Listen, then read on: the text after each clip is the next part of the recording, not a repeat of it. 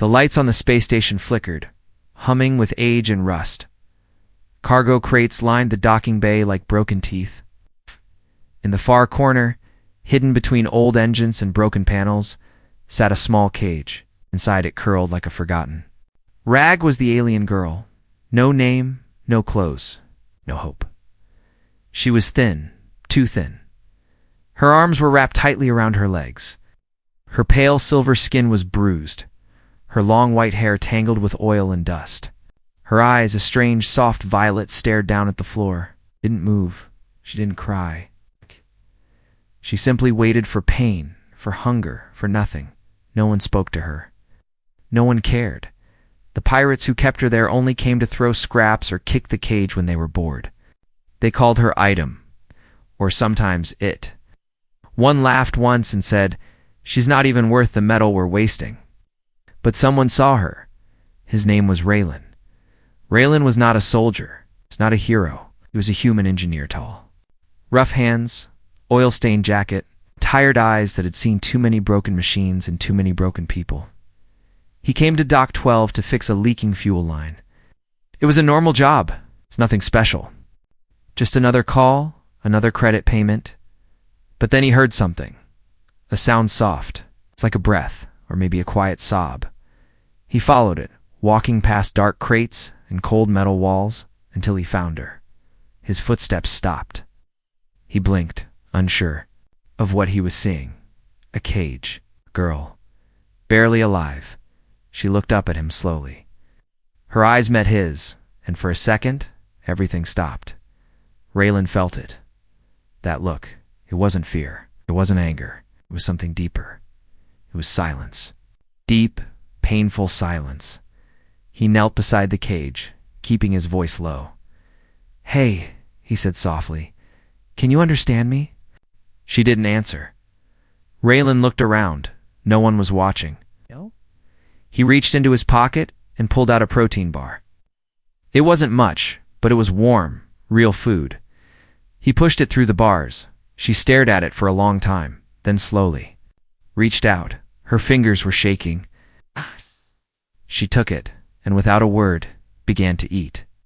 Fast, like she hadn't eaten in days. Raylan didn't stop her.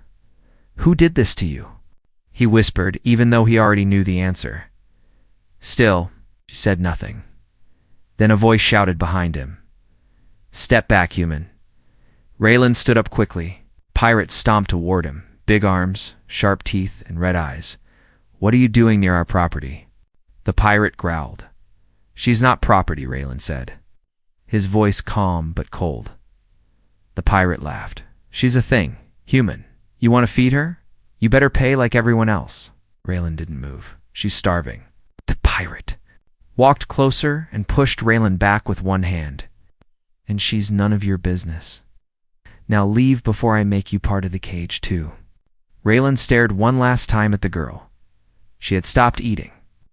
She was looking at him again, eyes wide, as if trying to remember his face.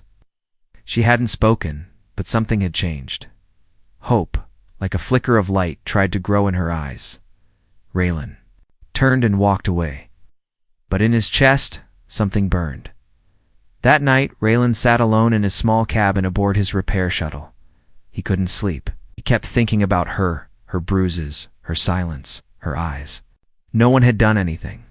No one even looked at her. But he had. He had seen her. She was more than Item. She was alive, and he couldn't forget her. The next morning, Raylan made a choice. He grabbed a thermal blanket, a bottle of water, and another protein bar. He told himself it was just one more act of kindness. Just one more visit, but deep down, he knew the truth. This wasn't just a visit. This was the beginning.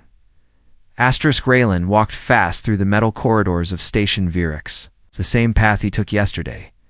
But today his heart beat harder.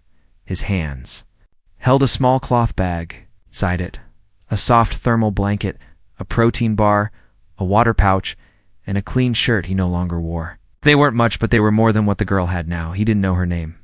Didn't know where she came from. But he couldn't stop thinking about her eyes. Not empty, but quietly asking something.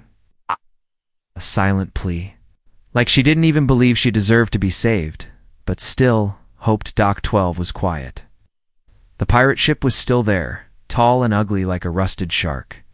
Raylan took a breath and walked toward the back corner, toward the cage. She was still there, curled up, back against the bars, hair over her face, like she hadn't moved at all. Raylan stepped closer. He knelt again, careful, slow, so she wouldn't flinch, he whispered. I brought you something. She didn't respond. He unwrapped the blanket first, folded it gently, then slid it through the bottom of the bars. She looked at it but didn't touch it. Next came the shirt. He placed it beside the blanket. It's clean, he said softly. Yours now. Still no answer. Finally, he held out the protein bar. She stared at it for a moment. Then, very slowly, she reached out. Her hand touched his fingers, cold, so cold. She took the bar and pulled back. No words, but this time her eyes didn't look. Away, Raylan sat down beside the cage. Quiet, letting the moment be simple. You don't have to say anything, he said, but I'll come back tomorrow if you need more. Anything. Just look at me, okay? She didn't nod. But she didn't hide either that night. Raylan did something dangerous. He opened a data terminal and accessed the hidden cargo manifests. Of the pirate ship, he knew the risk station rules were strict about privacy. But he had to know. After digging through encrypted files and junk logs, he found it. Item number 87, female species, unknown status, live cargo value, unregistered. Sold, pending sold, pending. His stomach turned. The girl was going to be sold. Again, to who? For what? The worst answer was the likely one. Raylan's fingers shook. He slammed the terminal shut. His mind raced. The next day, Raylan ran to Dock 12, but something was wrong. The pirate ship's cargo bay was sealed. The air smelled like burned wires. Boxes were scattered. And the cage was gone. Raylan stopped cold. He looked around, walked the whole docking zone, checked every corner. Reshadow gone. He found one pirate cleaning a fluid spill. Near the wall, Raylan rushed over. Where is she? He asked. The pirate looked up lazily. Who? The girl? Raylan snapped. The one in the cage. The alien. Well, that one. The pirate shrugged. Sold her early pickup ship came last night. Took her off station. Raylan's blood went cold. Where did they take her? The pirate grinned, ugly and wide. What do you care? You want another one? Oh, to the slave pits at Drac 7? Plenty? Of broken things there. Raylan's fists clenched, but he didn't swing. Not yet. He turned away, then stopped. There on the floor, small wet spot, a single tear. Still fresh, she had been here. Hours ago, and she had cried. Maybe because she was scared, or maybe because Raylan didn't come fast enough. He went back to his ship in silence, his heart heavy, his mind burning with one thought. I said I'd come back, and I failed her. I sat alone for hours. No music, no light. Just silence and guilt. Then he opened his nav screen, pulled up black market shipping records. He had a name now, DRAX-7. Not a place more like a curse. A forgotten mining colony turned into a lawless trading hub. The kind of place where people vanished, where screams were muffled under credits. Raylan set course. He wasn't a fighter, wasn't a hero, but he was human, and humans didn't forget those eyes. The stars blurred outside Raylan's cockpit as his ship, the Kestrel Wren, raced toward DRAX-7. The engines hummed low and steady, but his heart thundered with something louder, anger, guilt, and something else. Something older. A voice inside. Him that wouldn't stay quiet. You saw her, it whispered. Let her go. Now fix it. Drac 7 wasn't on any official map. It was buried in the dead zone between sectors, orbiting a dying gas giant. Old miners had once lived there.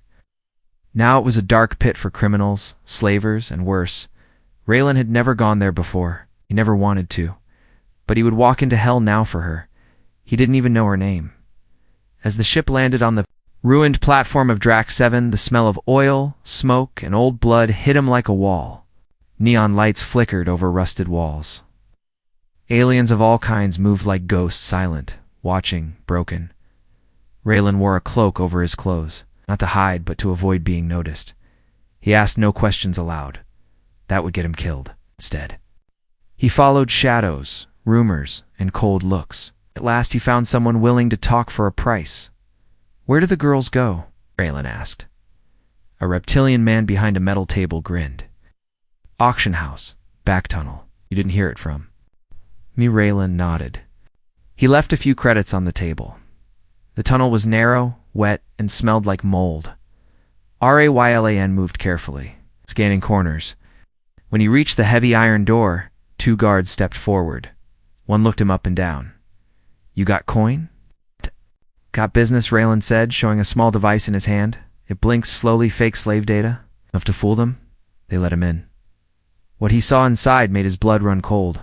Rows of cages, glass chambers, cold floors, inside beings of every species, some young, some old, all silent, all empty, dash-eyed. Then there she was. The girl. She sat in a small, clear chamber, chained at the wrists. A faint blue glow pulsed from a collar on her neck. Her hair was still tangled, but someone had put a loose robe on her, too big, too thin. Her eyes were closed. Raylan pressed his hand to the glass. "Keleth," he whispered. She opened her eyes. She blinked slowly. Disbelief washed over her face, then pain, and something else. Hope. She moved forward on her knees, pressing her hands against the glass too.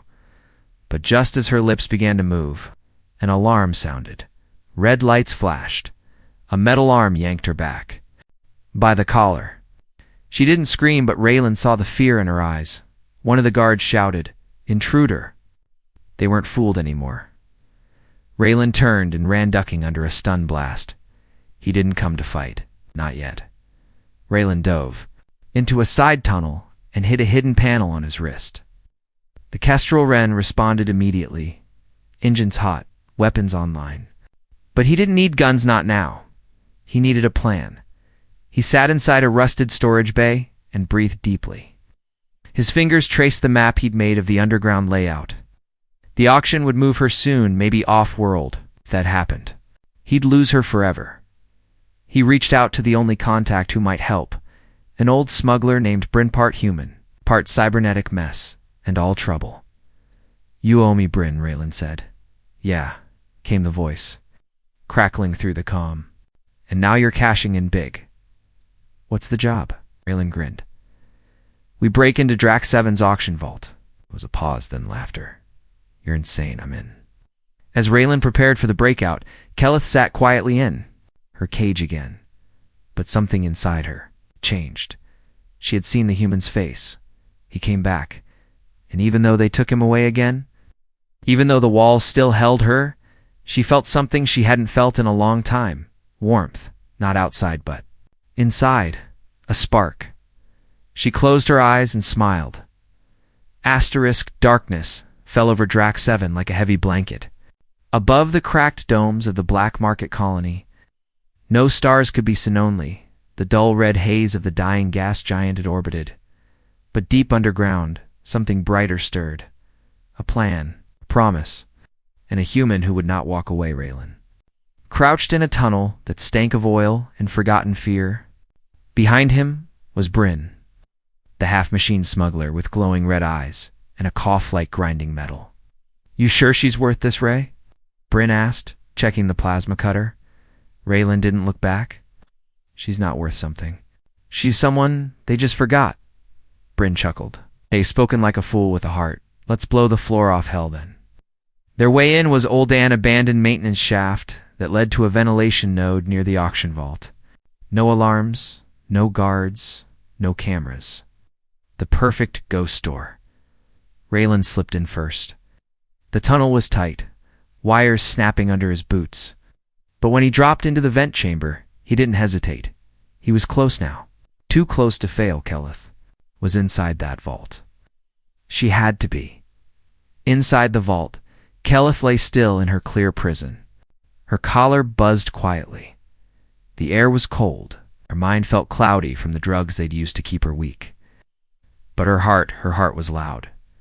She had seen him, the human, Raylan, and something inside her remembered. Long ago, before the cage, before the silence, she had known what hope felt like. That feeling was back, and this time she would hold on to it. With Bryn guarding the exit, Raylan made his move. He crawled through a maintenance pipe and dropped into the control room. There were 2 guards, one asleep. One watching a screen.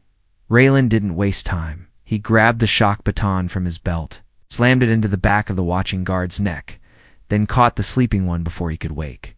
2 seconds. Silent, clean, then he was in. He hacked the panel, his fingers flying. Alarms stayed quiet, but the locks started to click. Cages disengaged, cells slid open. Keleth's prison hissed. She blinked. The door of her pod opened like a whisper, and standing in the glow was him. R-O-Y-L. He rushed forward and caught her. Before she collapsed, Keleth, he breathed. I told you I'd come back. Her lips trembled. Her voice was hoarse. But she spoke. You remembered. He smiled through the tears in his eyes. Of course I did. But they weren't out yet. Red lights began to flash. Someone had triggered a failsafe. Bryn, get the ship ready. Raylan shouted into his cum. Already flying, lover boy. I'm 10 clicks out. Raylan picked Keleth up in his arms. She was light, too light. Her body shook with weakness, but her hands gripped his coat tightly. They ran, guards shouted. Blasters! Fired. Raylan turned down an old miner shaft, just as Bryn's voice yelled. Up top. Second door. They burst into the hangar tunnel just as the Kestrel Wren roared into view. The ship hovered just off the floor, rear hatch wide open. Raylan didn't slow down. He ran straight into the ship. The hatch slammed shut. The pirates chased them too late. Plasma fire hit the hull, but Bryn yanked the throttle and pulled them. Up through the narrow rock shaft. Inside, Raylan gently laid Keleth down on a padded bench. She looked up at him with tired, glowing eyes. You came back, she whispered again, as if still unsure it was real. Raylan brushed a strand of hair from her face. And I'm never leaving you behind again. In the cockpit, Bryn laughed as the stars came back into view. You did it, Ray, he said. You crazy, heart-heavy idiot. Raylan stared at the screens. His hand rested over the controls, but his thoughts were behind Jim in that cage. In those eyes, we're not done, he said. Bryn frowned. What do you mean? Raylan looked. Back at Keleth, then forward into the blackness. They broke her. Took her name, her voice, her future. Now I'm giving all of it back. Inside the Kestrel Wren, the engines hummed as the stars returned to view, but Keleth heard nothing.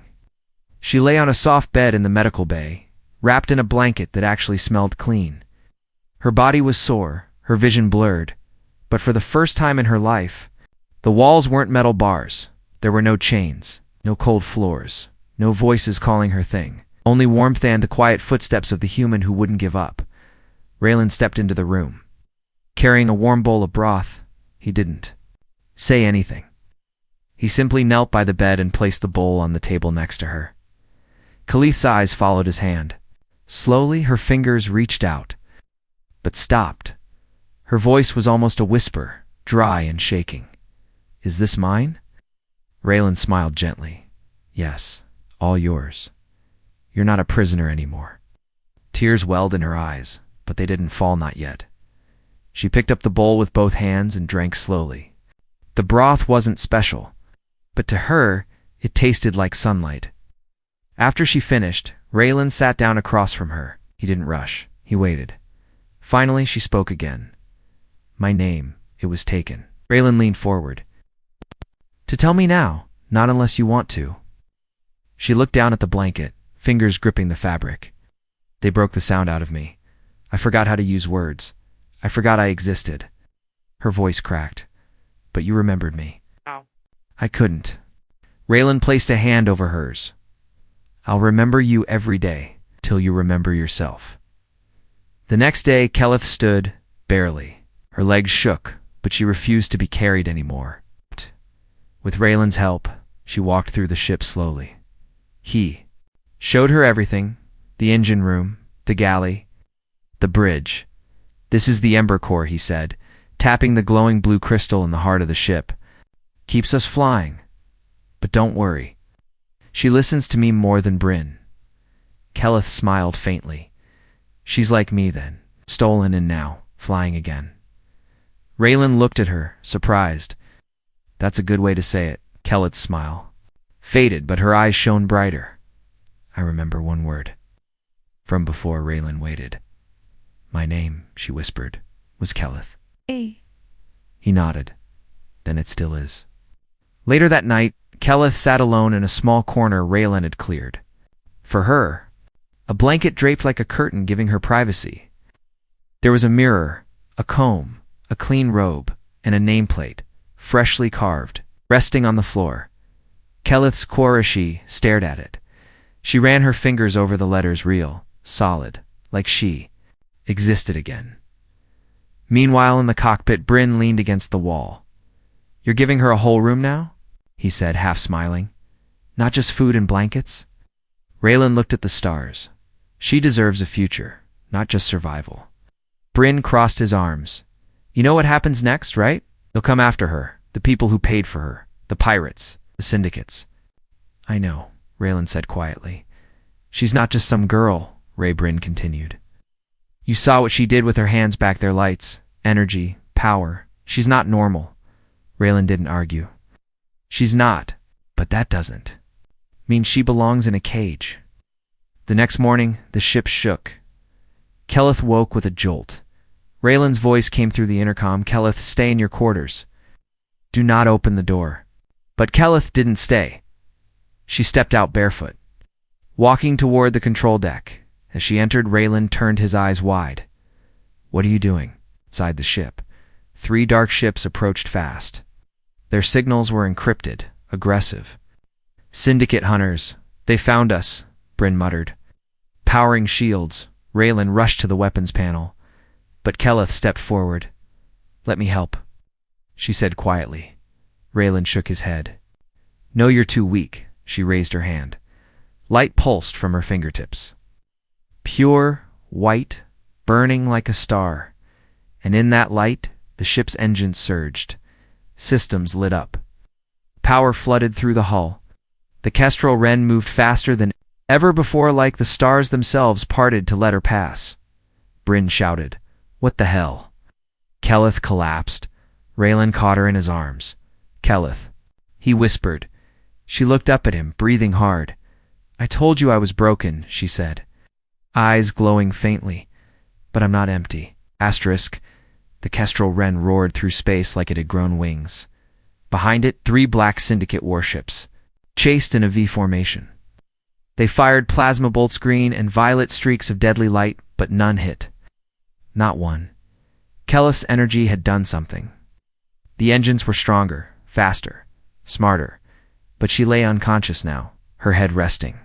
On Raylan's lap in the medical bay, her skin glowed faintly like silver moonlight. Raylan brushed her hair away from her face with gentle fingers. "She's not just different," Bryn muttered from the doorway. "She's dangerous."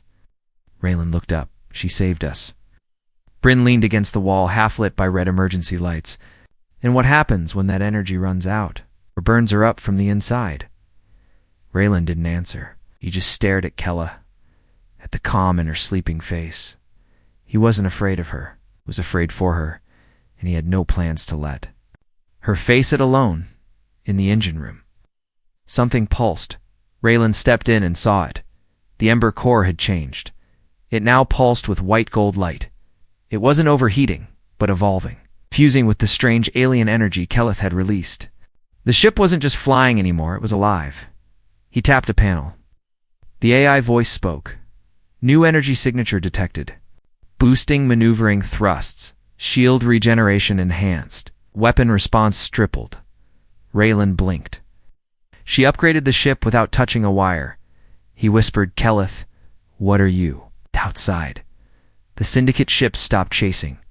Instead, they formed a wall, blocking the Kestrel Wren from entering open warp lanes. Raylan gritted his teeth as he sat in the pilot's chair. They're boxing us in. Bryn checked sensors. They're powering up all weapons. No warnings. They're going to erase us. Raylan looked down at his cum. Switched to the ship's speaker system.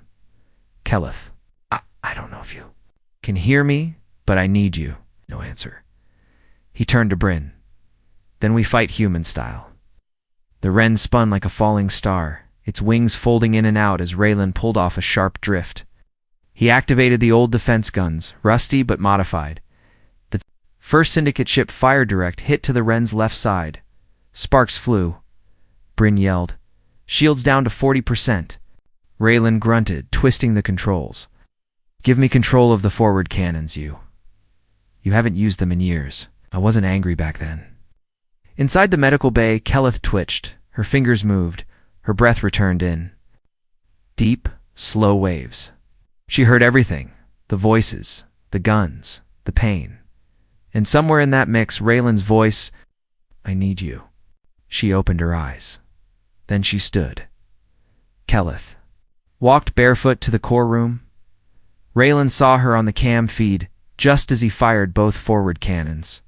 Slicing one Syndicate ship clean through, he smiled for a half-second until Bryn shouted, "The third ship is charging a planet killer." Raylan's face dropped. "It'll blast us into ash." Then the lights flickered and Kelleth's voice echoed softly through the entire ship. "I am not just light, I am fire." There, the Ember core exploded with white brilliance, not destructive, but divine. All the ship's systems surged. Weapons primed. Targeting systems locked. Raylan's console flashed. Target lock. Vent core third enemy SAC-P slammed the trigger. A concentrated burst of energy shot forward. Clean. Silent. Perfect. The third ship split in half, then dash silence. No more chasing ships. No more alarms. Only the stars. In victory. Later, as things calmed, Raylan found Kelleth staring out the viewport at the remains of the enemy fleet. He walked beside her. "You shouldn't have stood up yet." She didn't look at him. "You were in danger. I heard you." "Heard me?" She turned to him. "Your voice came through everything, through sleep, through pain, like it was a part of me." Raylan smiled. "And I guess we're connected now." Kelleth reached out. Her fingers brushed his. "No," she whispered. "We were always connected. Just didn't know it until now." Far away in the darkness. Between galaxies, a signal blinked to life. A throne room. A crown. And eyes like Kelleth's. A voice said, "She lives." And the screen went black. The Kestrel Wren floated quietly in orbit around an abandoned space station. The wreck station was cold and silent, long forgotten by trade routes and war fleets. But to Raylanette was a safe place to hide, to rest, to rebuild. Inside the ship, Kelleth stood on her own. No chains. No cage. Just bare feet on warm metal, wrapped in a soft robe Raylan had found in the ship's storage room. She had bathed. She had eaten. And now, for the first time, she was breathing freely. But something inside her still trembled. She stared at the cracked mirror in the small room Raylan had given her. Kelleth's quarters, the sign still read. She touched the letters with her fingertips, her name, or space. It didn't feel real yet. Raylan sat in the cockpit, watching a quiet scan of the stars. No more pursuers. No Syndicate ships. Just the hum of stillness. Bryn walked in, carrying 2 mugs of synth coffee. "You thinking about her again?" he asked, handing one over. Raylan nodded. "She's healing, but something's still missing. Something she's not saying." Bryn took a long sip. "You know, I've seen a lot of people break. Seen a lot. More. Get back up, but not like her. She's different." Ilan looked through the glass at the void beyond. "Different how?" "She's not just someone who survived," Bryn said. "She's someone who's meant to rise. Like a spark waiting to burn bright," Raylan thought quietly. Then he stood. "Maybe it's time we stopped hiding. Maybe it's time we found out who she really is." Kelleth sat alone in the cargo bay, cross-legged, eyes closed. Her fingers hovered above the cold floor. Energy pulsed softly from her hands, like starlight being born again. She was remembering, Her people had been powerful, gifted with energy that lived in their blood. But they were hunted, captured, silenced, their empire erased from memory by those who feared what they could become. Keleth had been one of the last, no name, no crown, just fear. Until now, Raylan stepped into the bay, watching her quietly. "You don't have to hide anymore," he said softly. Keleth opened her eyes. "I'm not hiding. I'm remembering." He walked closer. "You saved us, Keleth. You saved me. Twice." She gave a small, tired smile. "You saved me first," Raylan knelt in front of her. "I've asked you nothing. I wanted you to feel safe. But I think you're ready now to tell me what they stole from you." Bellowed at him, eyes shining. "They didn't just steal my freedom. They stole my birthright." Raylan waited. Keleth stood slowly. Her voice grew stronger. "My true name is Keleth Cesara, daughter of the last Starblood Queen. I am the rightful heir to the lost Zaran line. My people are scattered, hunted, forgotten." Raylan blinked. "Royalty." She nodded. "And now they'll come for me, because I carried the spark, the fire they thought they killed." Raylan didn't move away. Instead, he smiled. "Then we make a new fire, together." Hours later, Bryn tapped on Raylan's shoulder in the cockpit. "You might want to see this," he said. He brought up a wideband signal, an old one, buried in deep frequencies. Not pirate tech. Something older, stronger. It showed a crest. Golden starburst. A mark of the Zerone line, and a voice, female, calm but commanding. "To the blood of Zedra, if you live, return. The embers await. The flame will rise."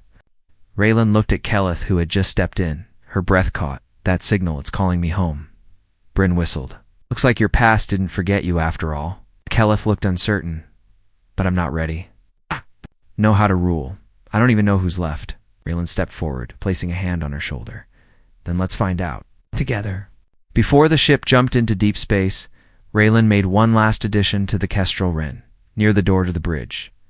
He placed a second nameplate made of polished steel. Captain Keleth Cesara, commander of the Flameburnge, saw it tanned, froze, then smiled. And this time, tears came freely. Not from pain, but from pride. In the silence between stars. One human had seen what others threw away, and because of him an empire would rise again, not through war, not through force, but through kindness, courage, and something far more powerful, hope.